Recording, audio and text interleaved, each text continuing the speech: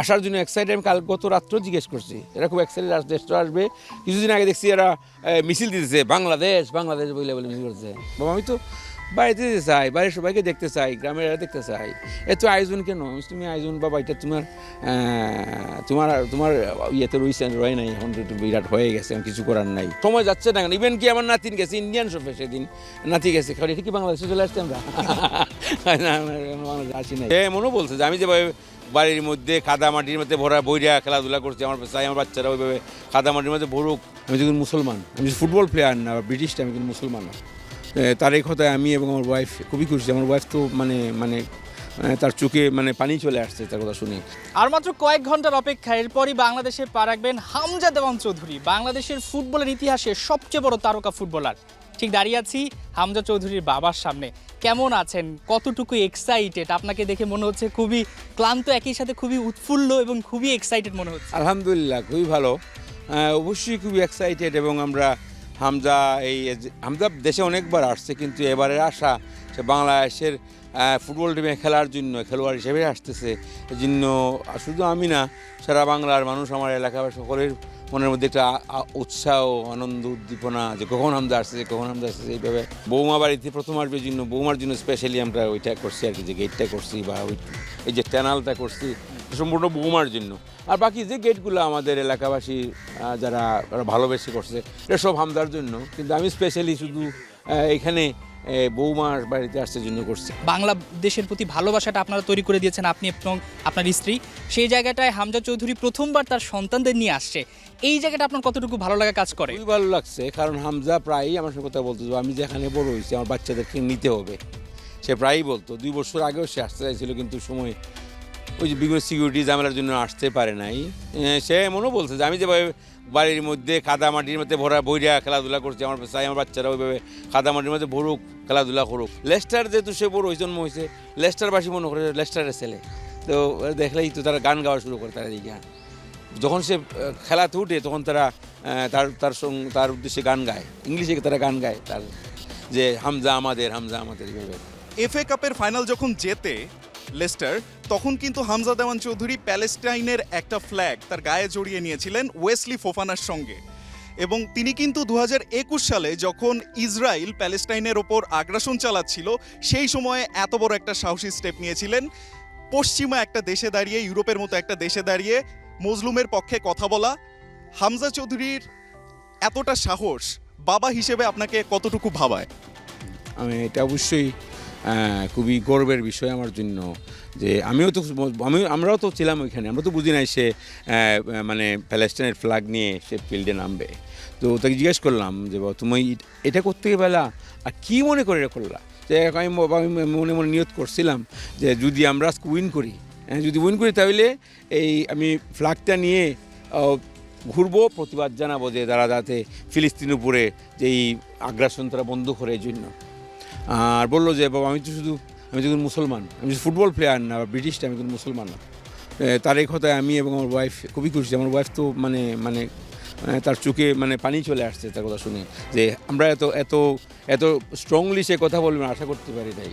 আসলে এইটা দেওয়াতে ওই পরে কিন্তু এরা একটু বন্ধ হয়েছিল, যদিও ইংল্যান্ডে সকলেই প্রটেস্ট করতেছে, এটা কিছু আসা যায় না, কিন্তু হামজা করাতে সারা ওয়ার্ল্ড দেখছে, অবশ্য মানুষের ওই জিনিসটা পছন্দ করে নাই। ইহুদিরা পছন্দ করে, ইহুদিরা সারা দুনিয়া চালায়, ইহুদিরা পছন্দ করে নাই। তাছাড়া ওরা পছন্দ, কিন্তু প্রকাশিত কিছু তো বলা যায় না। এটা ইংল্যান্ড রাইট আছে সব কিছু করার, ইংল্যান্ডের একটু স্বাধীনতা আছে, বলা যায় না। আমরা খুব ভালো লাগছে। পরে যখন সাংবাদিকরা তারা জিজ্ঞেস করছে, পরে সে বলছে আমি তো একজন ব্রিটিশ, পাশাপাশি আমি একজন মুসলমান, তাই মুসলমানের দিক থেকে ওই পরিচয়টাই বেশি বড়। এবং আমরা একটা ইন্টারভিউতে শুনতে পারছিলাম যে হামজা দেওয়ান চৌধুরী মাঠে নামার আগে আয়াতুল কুরসি পড়ে নামেন। এই যে বিষয়টা, এটা নিশ্চয়, যেহেতু তিনি ইংল্যান্ডের মতো জায়গা বড় হয়েছেন, সেখানে আসলে ধর্মটাকে প্র্যাকটিস করা, ইসলামটাকে প্র্যাকটিস করা তো একটা কঠিন চ্যালেঞ্জ। বাবা মা হিসেবে আপনারা ঠিক কিভাবে তাকে এই পথটাতে ধরিয়ে দিয়েছেন? না, আমরা শুধু হামজা না, সব বাচ্চা কাছে একদম ছোটোবেলা প্রত্যেকটা মাদ্রাসায় পড়াইছি, আরবি শিক্ষা দিছি, কোরআন শিক্ষা দিছি, এর বেশি না, কোরআন শিক্ষা দিছি, নামাজ শিখাইছি, নামাজ পড়ে তারা রোজা রাখে তারা সবাই। আমাদের আরও কিছু আছে, মিলাদ পড়ি, আমাদের ঘরের প্রতি সপ্তাহে মিলাদ হয় প্রতি বৃহস্পতিবারে। হামজা, আমার আরও বাচ্চারা সবাই সহ হামজার বউ, হামজার বাচ্চা কাচ্চা সবাই মিলাদে জয়েন করে বৃহস্পতিবার রাত্রে। এমনকি হামজার বাচ্চারা আরবি শিখতেছে, হামজার বউ টিচার রাখছে। আমি এটাও শুনে অবাক যে আমি মনে করছিলাম যে কইমু হামজার বউরে মাইগুয়েরা বড় হইতেছে, তারা একটু টিচার রাখা দরকার। দেখা যায় অলরেডি সে আরবি পড়াইতেছে, শিখতেছে, অনলাইনে পড়তেছে, একজন মহিলা টিচার রাখছে, পড়াইছে, আরবি পড়াইছে। আমি দেখি অবাক হয়েছি, আলহামদুলিল্লাহ। এটা তো মুসলমান হিসেবে দায়িত্ব সবার শিখবে। আর যদিও আমরা ওয়েস্টার্ন কান্ট্রিতে থাকি, কিন্তু আমরা তো আমরাই।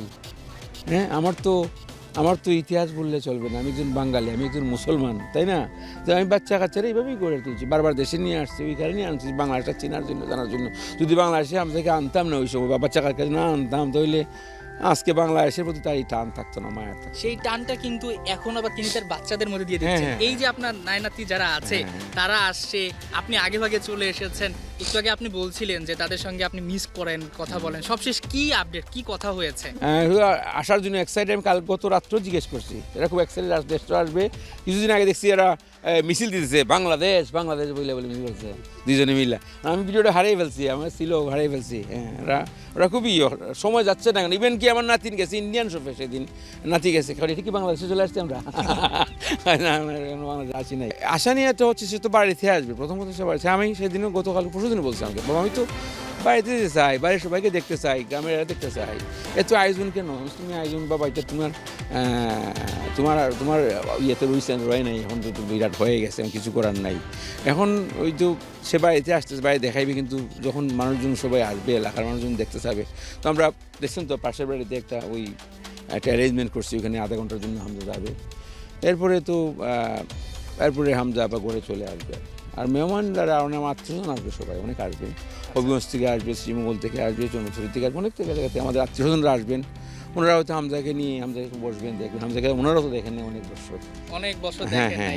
এবার কিন্তু তিনি পরিবার পরিজন নিয়ে আসছেন। তো আমরা আশা করছি যে এই আন্তরিকতা বাংলাদেশের প্রত্যেকটা মানুষের মধ্যেই আছে, এবং নিশ্চয়ই হামজা দেওয়ান চৌধুরীর পক্ষ থেকে যে প্রত্যাশা আশা করছে দর্শকরা, হামজা চৌধুরী সেটা একেবারে নিংড়ে দিবে, এবং আপনার যে চেষ্টা, আপনার যে স্বপ্ন, সেটাও একদিন বাস্তবায়ন হবে। বলছিলেন হামজা চৌধুরীর বাবা যে বাংলাদেশ একদিন বিশ্বকাপ খেলবে, যেভাবে তিনি স্বপ্ন দেখেছিলেন যে এই মাটি এবং মানুষের গন্ধে হামজা চৌধুরী বাংলাদেশে ফিরে আসবে, বাংলাদেশের জার্সিটা গায়ে জড়াবে। একইভাবে এই জার্সি গায়ে একদিন প্রত্যেকটা আনাচে কানাচে সবাই বলবে বাংলাদেশের ফ্ল্যাগ উড়বে একেবারে সর্বোচ্চ স্তরে। যেমনটা বিশ্বকাপের সময় ভিন্ন দেশের পতাকা উড়ে, সেখানে বাংলাদেশের পতাকাটা সবার ওপরে থাকবে, এবং বাংলাদেশ কিন্তু বিশ্বকাপ খেলবেই, সে স্বপ্ন আপনি দেখতেই পারেন।